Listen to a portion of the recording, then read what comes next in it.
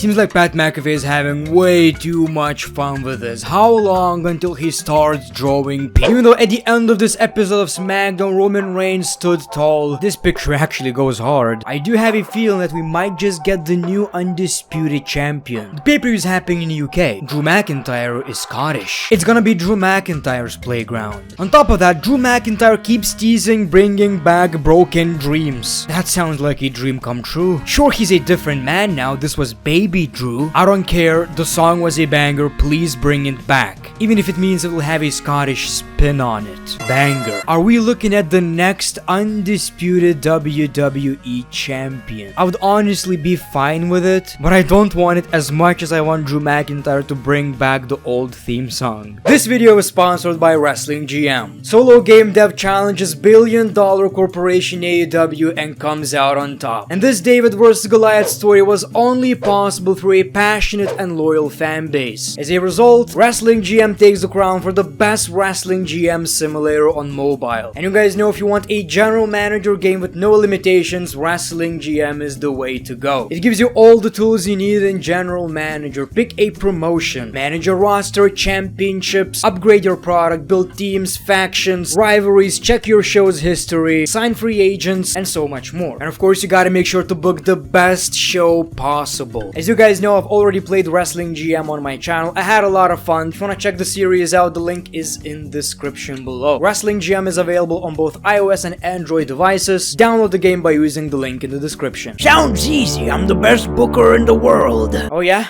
Prove it, Mark. Download the game. Welcome back to another episode of Greatness of SmackDown. Another decent show. I feel like this was a little bit weaker than last week's SmackDown, but next week's SmackDown actually looks pretty promising. Not to say that this show was bad. They somehow made me even more excited about the Intercontinental Championship match. Roman Reigns was manipulating Sami Zayn, but at the end of the night, it seemed like Sami is one of the boys. And that's all I need. So this SmackDown opened with Ricochet versus King, or a happy Corbin, no longer a king. He's rich. Wanna get lucky? Horny Corbin? I'm not gonna say that I was super excited about this match. It's Corbin versus Ricochet, who honestly gives a crap, but I do get the message. Ricochet opening SmackDown, being in a singles match, being in a bigger position than he was, I don't know, in the past 2 years probably. He's one of the Triple H's guys. He's very talented, one of the biggest indie guys back in the day. The last time Ricochet was relevant in the WWE was back when his nudes leaked. And this was actually a pretty enjoyable match. Also, surprisingly, Ricochet won fair, no roll-ups, no BS, shooting star press, and Ricochet takes the W. And then we see Pat McAfee having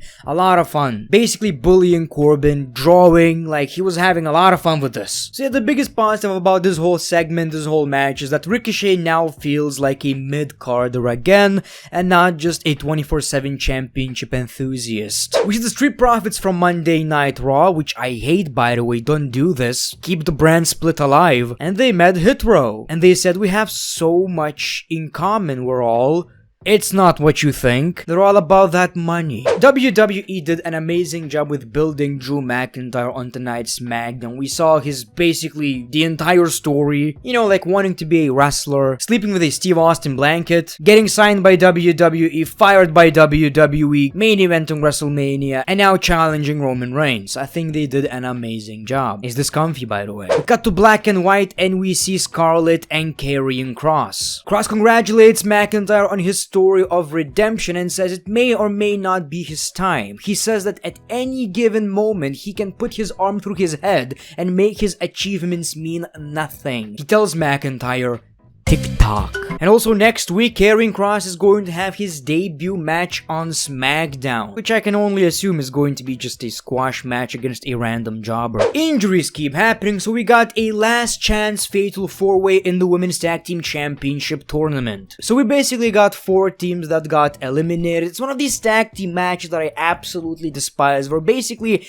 whenever it's a triple threat, fatal 4-way, fatal 5-way, doesn't matter, we only get 2 people in the ring. I absolutely hate this concept. concept. Whether it makes sense or not, I don't care. It's not enjoyable to me. This was actually a very fast match. We got a big suplex out of the ring. Dana suplexed Nikki's ass. Sonya Deville takes advantage and they qualified. Sonya Deville and Natalya are the winners. This was a great segment. Sheamus comes out. Sheamus says the Brawling Brutes will be drinking pins after he wins the Intercontinental Championship. He will be the ultimate Grand Slam champion. Gunther interrupts. Ludwig was about to speak, but Sheamus was like, no one cares. My beef is with Gunther. He actually gave Gunther a bunch of compliments. He says, you remind me of myself. Then he complimented himself. You know, I had a banger after banger after banger. You're just like me, but you have something that I want. The Intercontinental Championship. He promises he will drag the title of Gunther's lifeless body and into the belly of the Red Dragon. That's new. Sheamus, you're a man to be respected, but I'm nothing like you. I'm here to protect this championship, and I will teach you what violence really means. I'll chop your chest, break your body, and break your spirit. We see Butch and Ludwig fighting, and that was pretty hilarious. They were like two kids playing around, but there's a lot of tension, so Sheamus and Gunther didn't even look for a second. This went on for like a minute and the face-off just never ended. They didn't care. And then they just stopped their kids. So this was a great segment. We already knew this is pretty much a dream match, right? Like Gunther versus Sheamus, Gunther versus Drew McIntyre, Gunther versus any giant, Brock Lesnar maybe. But this whole segment made me even more excited about this match. I also appreciate that we don't have a babyface in this. We might not even get any shenanigans. This is going to be a great battle and I can't wait to see it. Sami Zayn wanted to enter Roman Reigns' locker room, but we see the Usos. Jay asks why he's here and Zayn says he thought Roman Reigns would want to see him after, you know, I saved him last week. Reigns asks who's there. It's me. Come in. Zayn asks how is everything going and he says his jaw is sore from last week. Reigns says you still lost. But bad things happen so one can redeem themselves. That's what I think. Zayn says Reigns can count on him. And then Reigns asks for another favor. Keep Drew McIntyre occupied. Zayn says I know how to get in people's heads. He keeps going and going and going on his strategy and it seems like he's doing the same thing to the Bloodline right now. I think he wants the titles. He says maybe we should do it together. Reigns says nah, you gotta prove yourself. This is an opportunity. And Sami's like yeah, opportunity, sure. Whenever we see Sami Zayn and Roman Reigns together, it's just the highlight of the show to me. Lovely stuff. Semi-finals, Raquel Rodriguez and Aaliyah versus Sonya Deville and Natalya. So this was another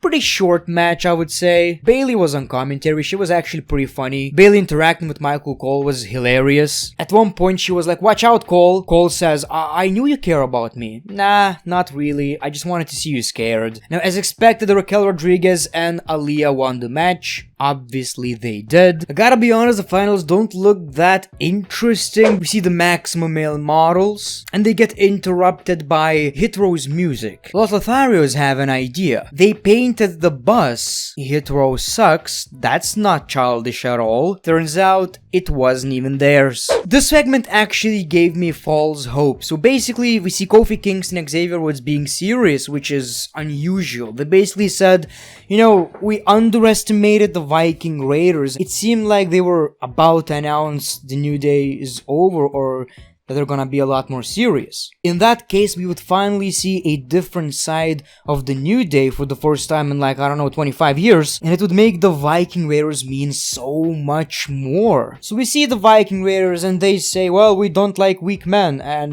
you know, it seemed like they were about to destroy Xavier Woods and Kofi Kingston. Kofi begs for his life and turns out Xavier Woods was faking it. We see kendo sticks and they beat the crap out of the Viking Raiders. So yeah, this was still great, and hopefully we'll still see the different side of the New Day. I want them to be serious.